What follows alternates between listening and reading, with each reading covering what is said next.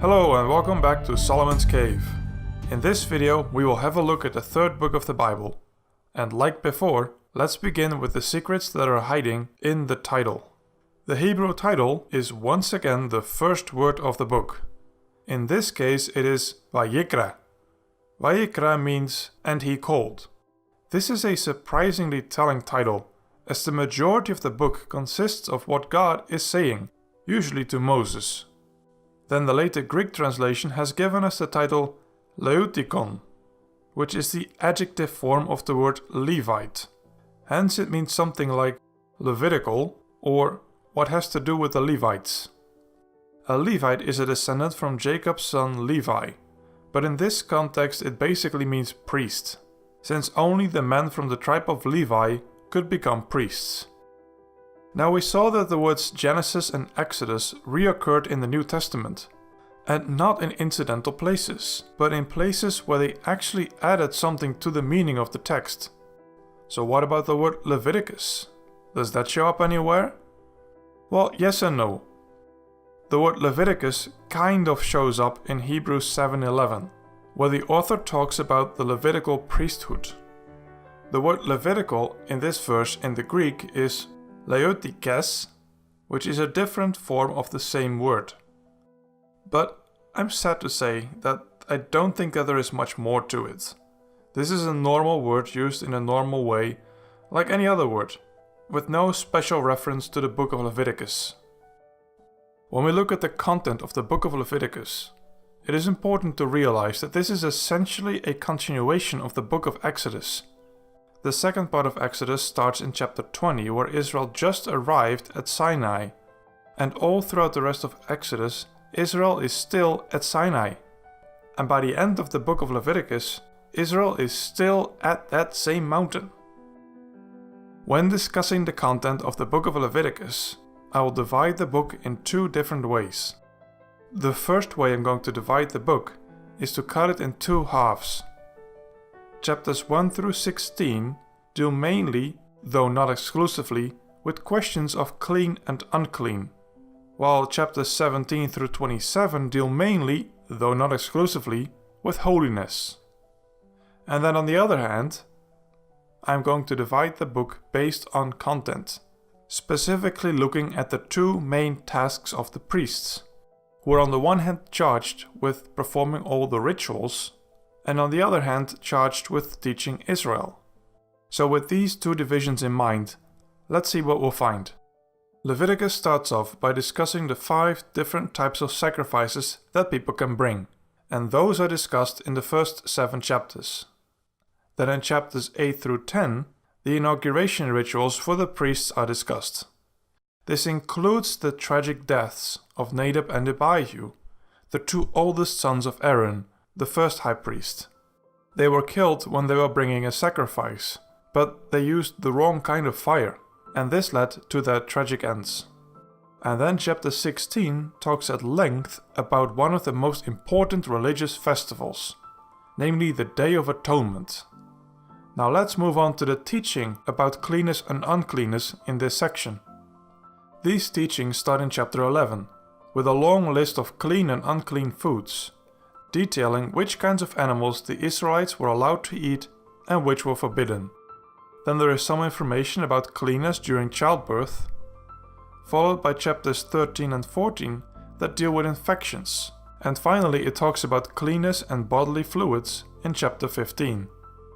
Then we have reached the second half of the book, and this is also called the Holiness Code. Let's continue to look at the things that the priests are supposed to teach to the people. It begins in chapter 17 with the remark that all sacrifices have to be made to the Lord at the tabernacle, and the explicit prohibition on eating blood, or meat with blood still in it.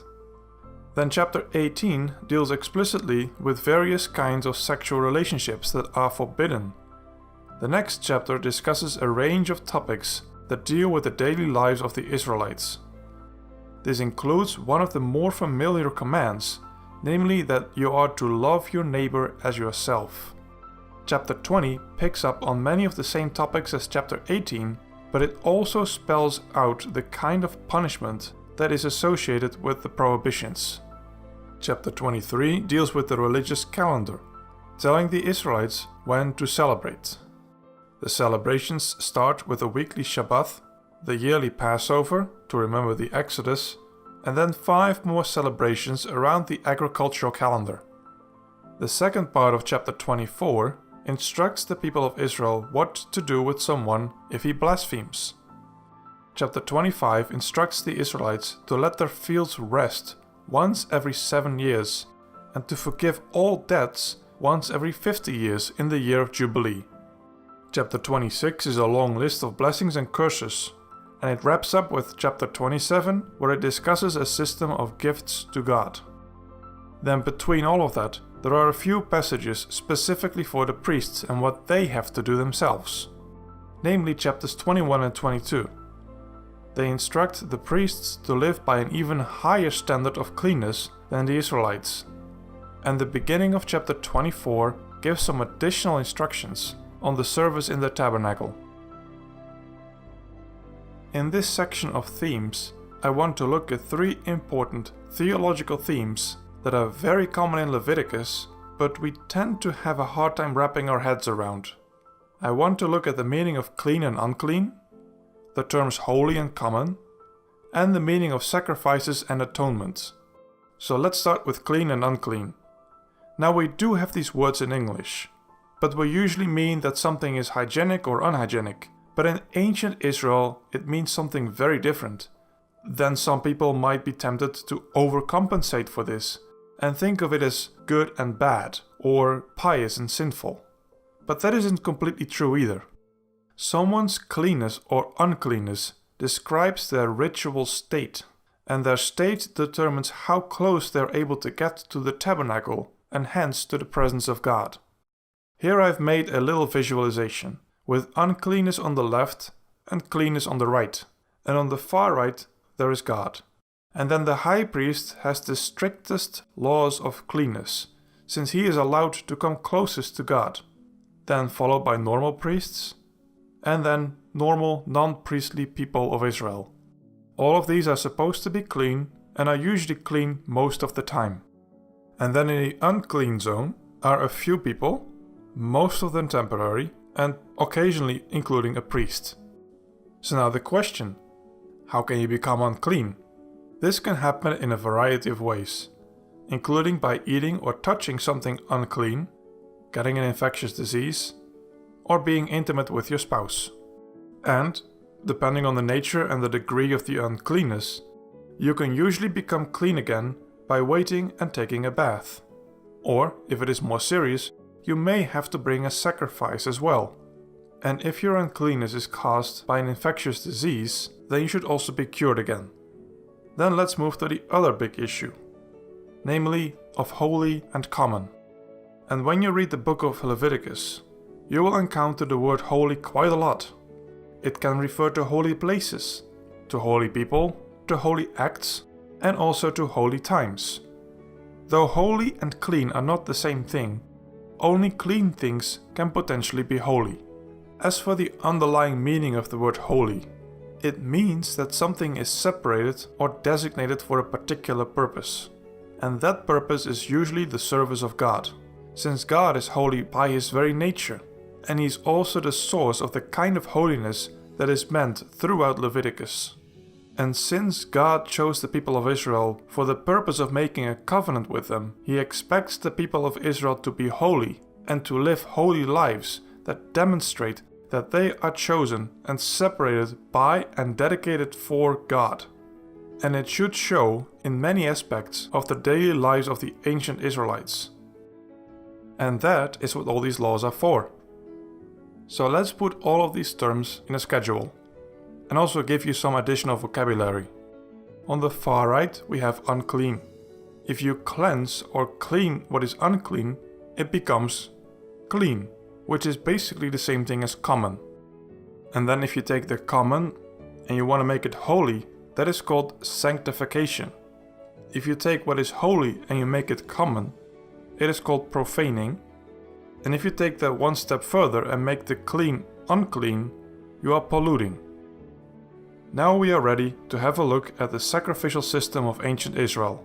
Though let's first have a quick look at the sacrificial systems that existed in the nations surrounding ancient Israel. Quite often you can find descriptions in myths and prophecies that the gods are hungry or thirsty, and that the people have to provide food for the gods. And then the people have to gather up some food or some wine or some animals to sacrifice to the gods. This way, the person bringing the sacrifice is helping the gods, trying to please them or trying to win their favor. In Israel, however, the whole sacrificial system is very different in nature.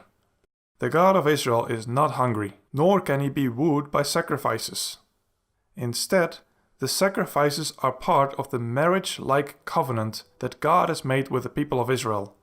Therefore, the sacrifices are often an act of gratitude. They can also be part of a cleansing ritual. And finally, there are some sacrifices that can be used for the purpose of atonement. Atonement in this context is an act that is necessary after someone has committed a serious sin. This atonement has the following results. In the first place, it forgives the sin that was committed.